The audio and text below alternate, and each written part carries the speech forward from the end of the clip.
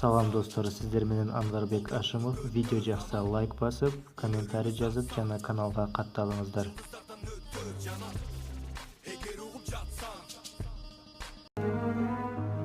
Телефондун жарыгы кыздын көзүн күйгүзүп 500 тешик пайда болгон. Бул кыздын көзү 2 жылдын ичинде көрбөй калган. Анткени ал телефондун башын алган эмес.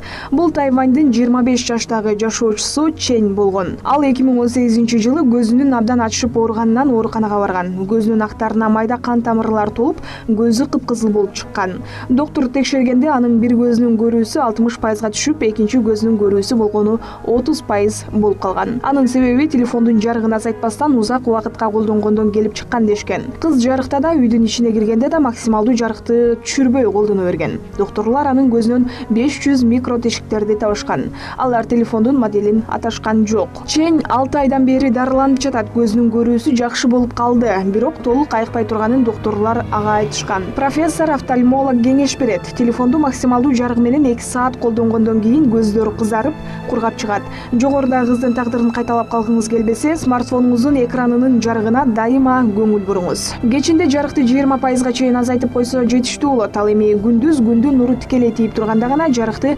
100%га чыгарып колдонсо болот. Башка учурларда дайыма текшерип туруу зарыл. Же атайын авто жарык дегенди колдонуу керек. Ал өзү жарыкты азайтып көбөйтүп турат. Негизи эле смартфондо көпкө кадалып отуруу өзү зыян экен. Ошондуктан экранды азыраак карап, көзүбүздү сактайлы.